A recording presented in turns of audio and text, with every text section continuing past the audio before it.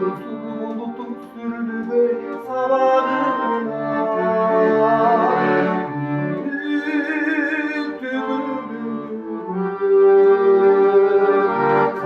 sağlarında yol aranında ay gün suyu alıp gelince tüyleri olmadı. Unut gök sebepleri duvar üstünde böyleste kalp yolundan beni unutayım. Eskirgen eski sürüm, eskirgen eski sürüm.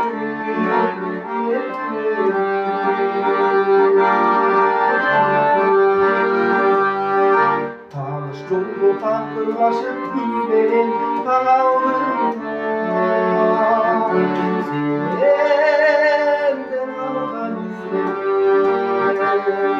Kavalcıdan yolun kolum kaytarıp kalayma hiç gündüzlerim. Unutmadım, unut gözleri. Bular suyuna böyleste kalp yolundan ben dahi unutayım. Eskirgen eski sürüm, eskirgen eski sürüm.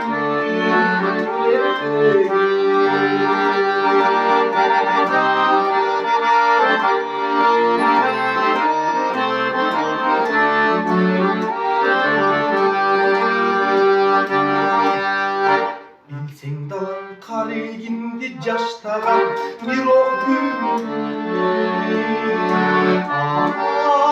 ağlattı taşlar. Benim yerezdi gönlüm aldın da sen tanı bas başlara. Unutmadım.